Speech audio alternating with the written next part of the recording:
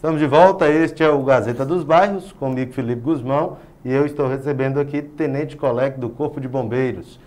E a gente está aqui falando sobre esse tema tão importante que é queimadas, né?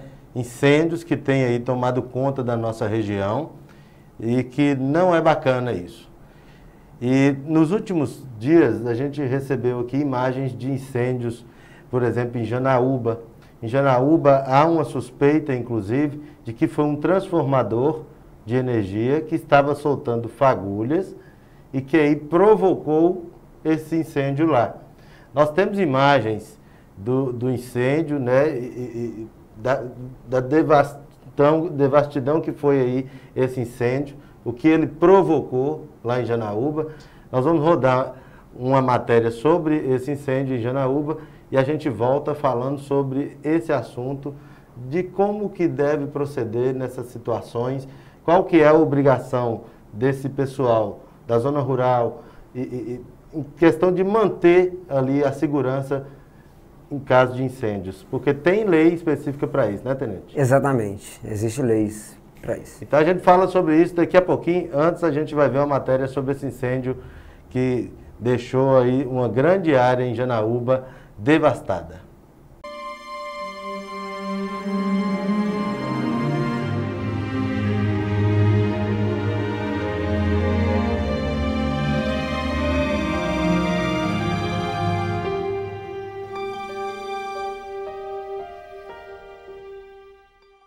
Pois é, pessoal, essa aqui é uma das trilhas, né? Uma das trilhas mais fáceis, né, para ter acesso aí aos pontos onde a serra estava em chamas. De acordo com os bombeiros, 90% do incêndio já se encontra controlado, né? Mas de acordo com os bombeiros que estavam aqui no local combatendo, não puderam dar entrevista, eles me falaram que a qualquer momento não se oferece uma condição de segurança ainda para dizer que o incêndio foi totalmente extinguido e controlado. O que acontece é que com a condição climática e com a sequidão que vocês podem ver aí na mata, o incêndio pode vir a voltar a ficar sem controle novamente. Então agora é uma questão de paciência, né, e de muita fé das pessoas, dos próprios combatentes, em conseguir controlar esse foco de incêndio aqui que ainda resta. Nós vamos subir aqui o restante da trilha para tentar mostrar o que ainda está em chamas e um pouco do que foi perdido, né, da mata que foi destruída aí pelo incêndio. Aqui nós já se deparamos aqui com um pedaço já que esteve em chamas, né, que os bombeiros controlaram o incêndio. Aqui é um lugar muito próximo aqui do dique da represa do Bico da Pedra. Vamos continuar a trilha subindo aqui. Se aqui tá assim, a gente fica até com o coração doído em ver o que nós vamos encontrar lá pra frente, hein? A mata bem queimada, né?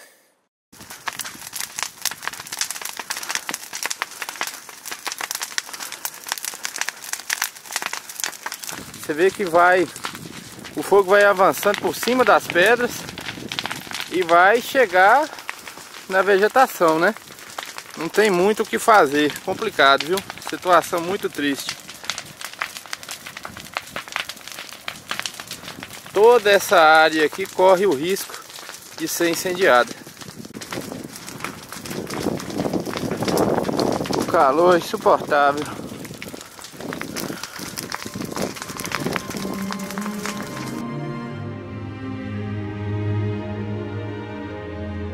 Quais são as informações que nós temos no momento, nesse sábado aqui, desse incêndio aqui na serra aqui de Janaúba?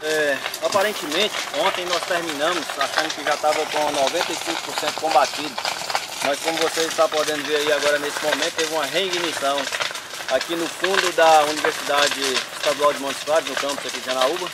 Tem uma outra reignição do outro lado, na Serra do Taquaril, também está nos preocupando, porque ela pode inclusive levar para o outro lado, onde tem bastante residências, casas de campo, de veraneio. E agora nós estamos aqui aguardando o pessoal do Corpo de Bombeiros chegar, que já estavam aqui mais cedo, deslocaram para outro local. Tem alguma informação do ponto que iniciou-se esse incêndio? Sim, ela iniciou lá no início da Serra do Taquaril, do outro lado, próximo ao Rancho Jaqueline, próximo à comunidade do Taquaril. Pode vir a ser um incêndio criminoso? Depende do ponto de vista do que se pensa criminoso. Eu não acho que nenhuma pessoa iria colocar um fogo com a intenção de ocasionar isso.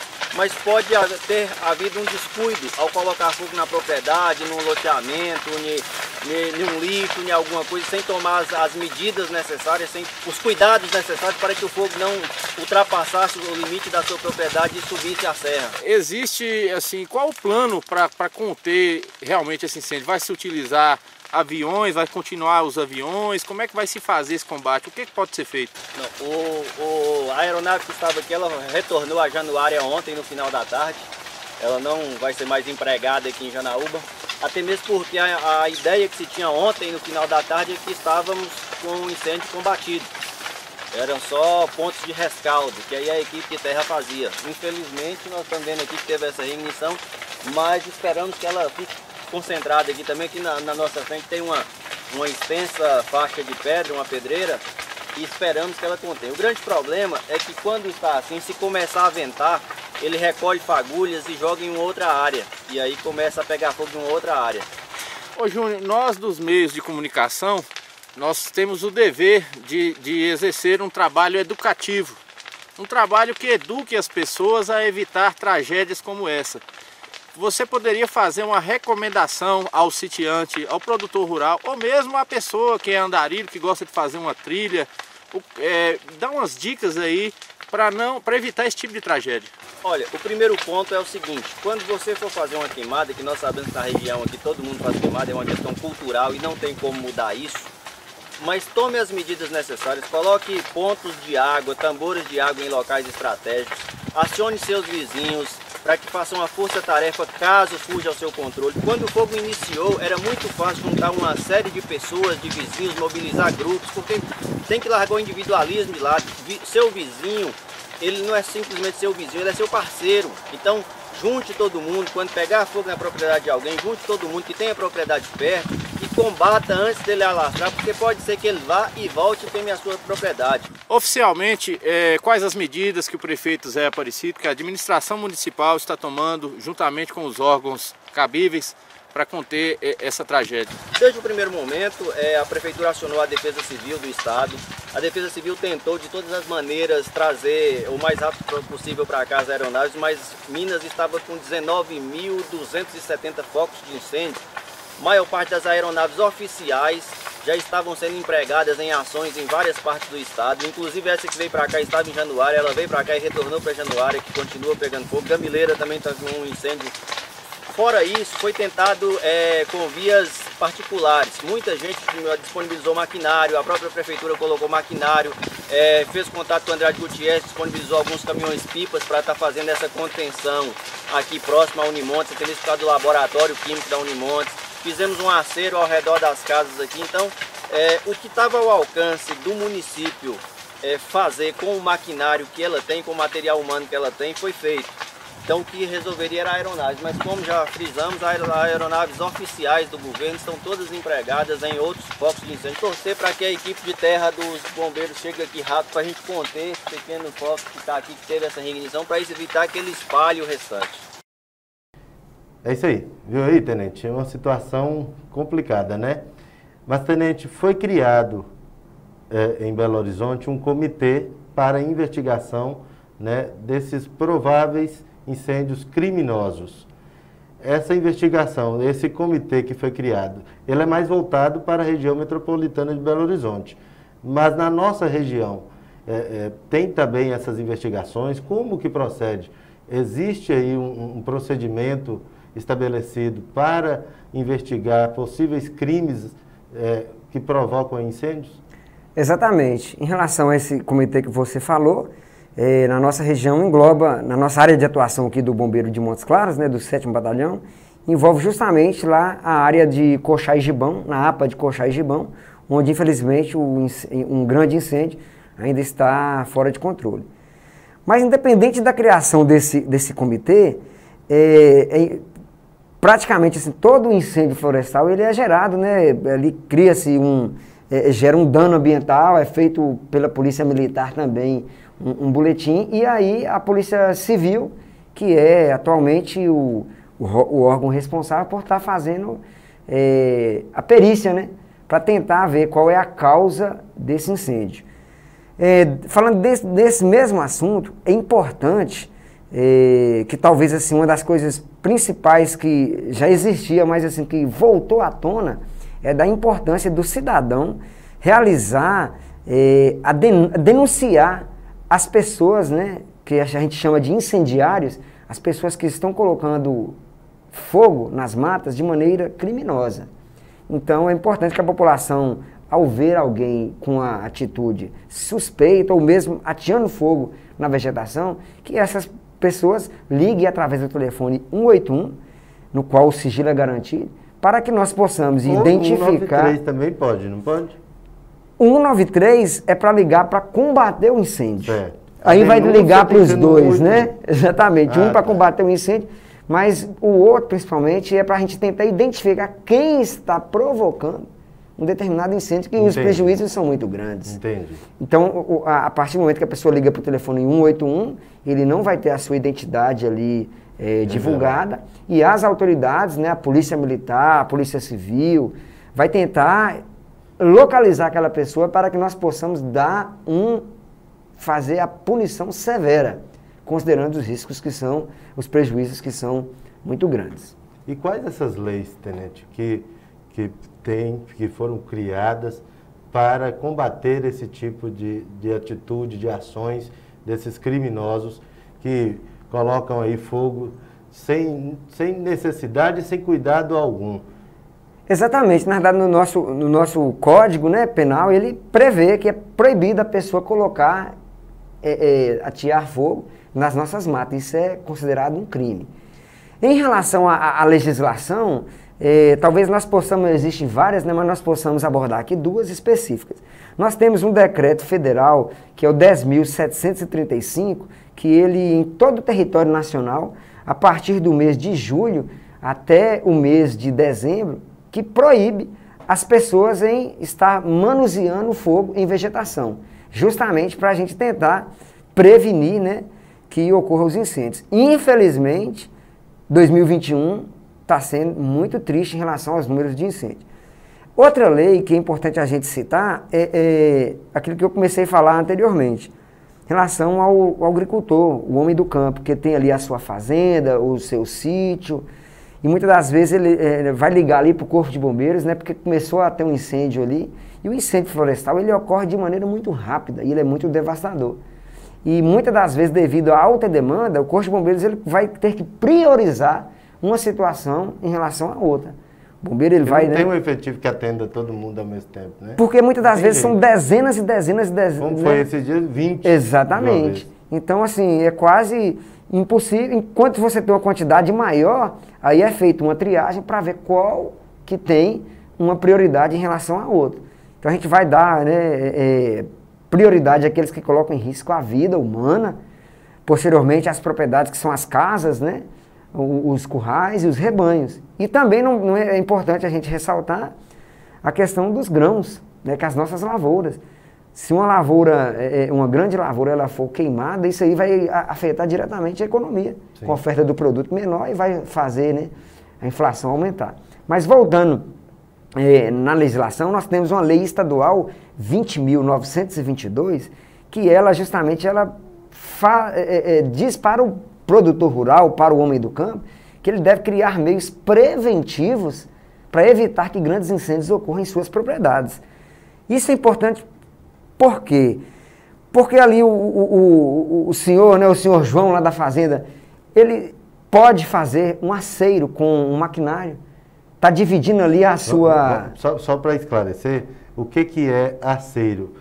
As pessoas de casa às vezes não sabem que aceiro é fazer ali uma limpeza em volta da propriedade, não é isso? Exatamente, é como se é a interrupção de uma determinada vegetação. Se a gente tem ali uma área de... Um exemplo, né, de 1.000 metros quadrados. Quando você faz um aceiro Divide. no meio, você divide essa área. Isso permite que, se pegar fogo nesses 500, ele não pega nos outros 500. Então seria uma área de 1.000 metros. Exatamente. Então esse aceiro pode ser feito de maneira estratégica, normalmente na divisa das fazendas, às margens da rodovia, protegendo as casas, porque caso ocorra algum acidente com fogo, a área queimada vai ser pequena. E como produzir o aceiro? O aceiro ele é preferencialmente com máquinas, né, com tratores, e a largura do aceiro normalmente é 1,5 vezes a altura média da vegetação. Então, se a vegetação tem uma altura média de 1 metro, o aceiro é 1,5 metro. Todavia, a experiência nos mostra que se eu for fazer o aceiro de 1,5 metro, se eu posso fazê-lo de 2 metros, vai dar uma segurança maior. Então, é importante. E quando fazer o aceiro? Eu não posso fazer o aceiro em setembro, porque já está pegando fogo. Então, o aceiro ele é feito em junho, em julho, que é o período que antecede o período de estiagem. Fazer o aceiro depois que está queimando é apenas para apagar o fogo. Então, estudos apontam que quando se investe, né, um dólar em prevenção, você deixa de gastar $7 na resposta. Então, ali, qual o custo de fazer um aceiro com uma máquina num período que ainda não está seco? Muito menor do que ter que fazer o aceiro ali para tentar apagar o fogo e ainda perder grande parte. Exatamente. Então, é importante que, né, alguém que está aí na zona rural que nos ouça aqui, né, para o ano que vem, ainda dá tempo se não, né, de estar fazendo essa atitude. Mas olha, você aí de casa, né, está acompanhando aqui essa entrevista, muito importante para esse tempo, né, com o Tenente Coleg do Corpo de Bombeiros. E, Tenente, só para a gente matar aí essa questão da legislação, quais os crimes uma pessoa, uma empresa pode responder em casos de provocar esses incêndios de grandes proporções? Existe uma lei ambiental que ela é conhecida como a lei do poluidor pagador. Essa lei ela serve para tudo quando a gente se fala em meio ambiente. Ou seja, se eu tenho uma transportadora de um produto químico, meu caminhão tombou e poluiu ali o meio ambiente, eu sou responsável por estar corrigindo aquela situação e possivelmente indenizar, fazer a indenização do Estado dos prejuízos. Tipo como aconteceu, por exemplo, em Brumadinho. Exatamente, né? A Vale, ela está aí, infelizmente, né? Nós não queríamos que esse acidente ocorresse, mas é com base na lei de crimes ambientais, né, do poluidor pagador. Da mesma maneira, ali se a pessoa coloca ali né, de maneira criminosa um incêndio, se ela for localizada, ela vai responder, né, dentro da própria legislação, porque é crime colocar fogo de maneira nas nossas florestas. Indiscriminado. Passando para o município, é crime provocar poluição. Né? Em Montes Claros nós ainda temos, infelizmente... Colocar fogo no lixo. Colocar fogo no lixo, em lote vago. Infelizmente, eu vou falar uma coisa aqui que para a nossa região, é um dado assim, ruim. O Corpo de Bombeiros em Minas Gerais, ele fez um estudo e nesse estudo apontou, no mês de março, nós fizemos vistorias nos lotes vagos, em toda Minas Gerais. Infelizmente, a única região que os números de incêndios não diminuiu, ao contrário, aumentou, foi no norte de Minas. Aí o pessoal do comando nos questionou o porquê que em todas as regiões de Minas Gerais os números diminuíram e na região norte de Minas os números, em vez de estagnar, foi aumentar. Infelizmente a gente percebe que é uma cultura que deve ser combatida, as pessoas devem ter uma consciência ambiental e não fazer as limpezas de lotes colocando fogo. E sim, da maneira correta, pagar alguém para fazer a capina, recolher aquele material ali combustível, conforme é nas demais regiões. Infelizmente, nós precisamos de melhorar a questão da legislação. Os prefeitos, eles, de certa forma, ficam com receio de criar leis mais severas para punir essas pessoas e a gente fala de Montes Claros. Até porque também isso implica de que a ação política também vai ter que vir, né? Se eu faço uma lei para punir a pessoa que faz uma questão dessa aí de jogar um lixo no lote, mas eu tenho que dar a condição de um lugar para essa pessoa jogar o lixo. Também, é todo um sistema, então, né? Tem toda uma questão. É todo um sistema. Que mas tem assim, que mudar, né? Tem que mudar. Não justifica não mudar por essas minúcias. Mas o que eu estava querendo citar é que são, muitas das vezes, medidas que elas são antipopulares. Com uma cidade pequena, se o prefeito chegar, pensa bem, uma cidade ali de 5 mil habitantes, o prefeito chegar e falar, quem colocar fogo aqui agora eu vou multar, é uma medida que é antipopular. Então, qual é o papel do Corpo de Bombeiros? É conscientizar a população que isso traz prejuízo para o meio ambiente. Então, é cada um ter a consciência que, em vez de eu chegar lá simplesmente colocar um fogo no lote, que uma fagulha pode ser levada ao vento e provocar um grande incêndio, e sem falar que não pode. A fumaça, a fuligem, os prejuízos para a saúde são muito grandes. Então, é uma prática que nós precisamos de conscientizar, principalmente, a população do norte de Minas. Tá certo. Mas olha, gente, só para a gente já caminhar para o nosso final, Tenente, a gente também tem que lembrar que os incêndios, eles são provenientes de um cigarro que às vezes a pessoa está fumando aqui, joga uma bituca na beira da estrada enquanto está dirigindo, né? Que não deveria nem fumar, mas fuma e ainda joga bituca na estrada, provocando assim acidente. Uma garrafa com água pode provocar ali um incêndio, várias outras maneiras que vêm provocar incêndios, que tem que ter esse cuidado também, né? Não é só aquela questão da pessoa que põe fogo na manga, é do cara que está viajando pela estrada e que pode provocar um incêndio com uma situação que se considera-se besta, né? Jogou uma bituca de cigarro e que pode virar um grande incêndio. Exatamente.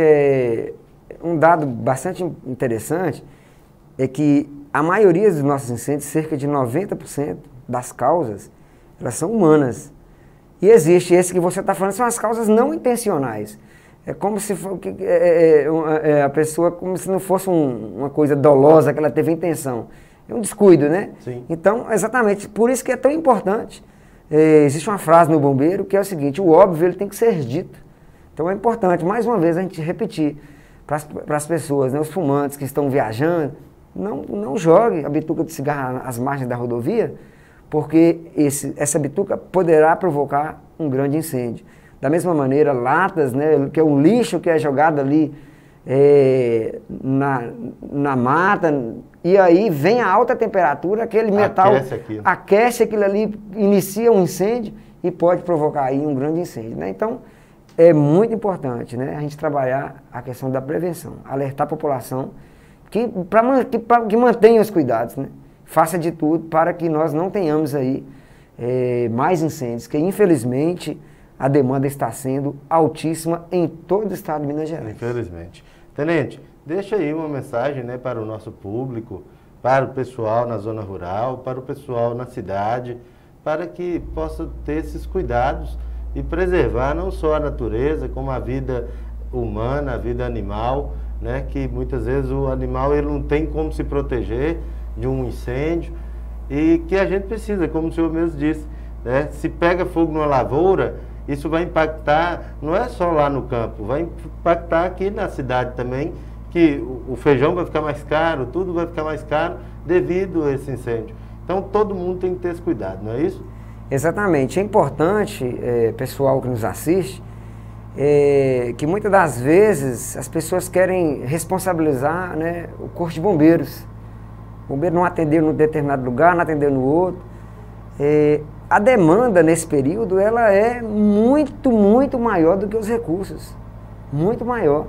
E para isso a gente vai ter que priorizar algumas situações. Só que a gente conta justamente com a população na questão da prevenção, né? É ter a consciência ambiental, fazer de tudo para prevenir. Se eu tenho uma propriedade rural, que eu faça os aceiros, que eu me oriento da maneira correta para evitar que esses incêndios ocorram. E principalmente, que a população é o principal fiscal das coisas, que denuncie, porque a gente crê que 90% dos incêndios são provocados pelo homem e na sua grande maioria de maneira criminosa. Denuncie essas pessoas que estão colocando de maneira criminosa os incêndios. Então a gente, né, depende da população e o Corpo de Bombeiros, né, ele tem crescido no norte de Minas, agora também em Bocaiúva e outras unidades, o mais breve possível serão abertas no norte de Minas, e isso vai proporcionar uma resposta melhor para a população, né? Então o bombeiro ele sempre se coloca à disposição. Importante também ressaltar que além do pessoal que trabalha no serviço operacional, que é do plantão, o efetivo da administração todo está empenhado. Nessa data de hoje, o nosso coronel, que é o comandante regional, juntamente com o comandante do batalhão, se encontra na APA Pandeiros, na APA Coxá e Gibão, melhor dizendo, devido à situação que lá se encontra, para tentar dar a melhor resposta. Efetivo operacional e também o administrativo, todo empenhado. O bombeiro não tem medida de esforço para dar a melhor resposta para a população. E por isso nós precisamos que nos ajude denunciando e prevenindo os incêndios. Tenente, tem outras entidades, pessoas que nesses grandes incêndios eles sempre se envolvem, como ambientalistas, brigadistas, que não são bombeiros militares, mas que dá essa força, né? E que a gente também tem que deixar aqui um agradecimento a essa turma, né? Que está ali junto, seguindo, lógico, o comando dos bombeiros militares nesse combate a incêndio, né? Exatamente. O Corpo de Bombeiros, sozinho, ele teria muito pouco sucesso, devido à extensão do nosso estado. O Minas Gerais, a gente, né, sabe que é um estado de proporções aí gigantescas, maior do que muitos países. Sim. Então é extremamente importante, né? Juntamente conosco, e nós temos situações, né, que ali em uma fazenda a pessoa ajuda com a água, com a comida, com o seu próprio maquinário, com o seu trator. Nós temos os brigadistas dos diversos órgãos, IEF, do IBAMA, que é o Previfogo, as brigadas que são regularizadas, que nos ajudam também, principalmente também nos municípios, né, as defesas civis, né, que apoiam o Corpo de Bombeiros, com caminhões-pipa, com máquinas, que existem lugares que o incêndio só é combatido através de máquinas pesadas, né? Então é uma união de esforços, né, que faz com que a gente consiga aí, controlar os incêndios. Então vai o agradecimento, né, do Corpo de Bombeiros, que é o principal órgão responsável por estar fazendo esse trabalho, mas os nossos agradecimentos, né, a todos vocês que diuturnamente têm nos ajudado aí em todos esses combates aí na região do norte de Minas e em todo o estado de Minas Gerais. Tá. Muito obrigado. Eu quero agradecer o Tenente Colec, né? E agradecendo o senhor, Tenente, eu quero parabenizar e agradecer toda a corporação do Corpo de Bombeiros da nossa região inteira, em especial do 7º Batalhão, que sempre que a gente precisa nos atende, né? Nos cede aqui entrevistas para que a gente possa conversar com o nosso público e esclarecer esses assuntos tão importantes. Muito obrigado e parabéns pelo trabalho que vocês realizam, viu? Nós que agradecemos a oportunidade, para nós é muito importante estar conversando diretamente com a população e gostaríamos, né, de fazer uma homenagem, né, que no dia de hoje, na data de ontem, um colega nosso bombeiro faleceu, teve um mal súbito, né, justamente fazendo um combate a incêndio florestal, que é uma atividade muito desgastante, que exige muito do bombeiro, e infelizmente nós tivemos essa triste, né, para nós é uma tragédia. Sim. Um colega nosso morreu em combate. Então fica aí os nossos sentimentos, né, para os familiares, e queira ou não, todos nós fomos profundamente atingidos com a partida de um colega que tombou no trabalho, infelizmente. A gente dedica esse programa, né, a esse militar que infelizmente perdeu a sua vida no seu ofício, combatendo aí um incêndio, e que não é fácil essa vida, né, que os bombeiros têm ali durante esse embate com as chamas. Então, gente, olha, fica aí a conscientização, o cuidado, né, de cada um, para que nós possamos viver melhor e ter aí as nossas matas, fauna, flora toda, né, aí, protegida e sem essa ameaça tão devastadora que é o fogo, o incêndio florestal. Muito obrigado, Tenente, muito obrigado a você de casa. Lembrando que esse programa você assiste segunda, quarta e sexta, às 10 horas da manhã, aqui pela TV Gazeta Norte Mineira, também nas redes sociais e no YouTube. Você pode conferir aí toda a nossa entrevista, toda a nossa conversa com o Tenente Colec. Muito obrigado, até a semana que vem.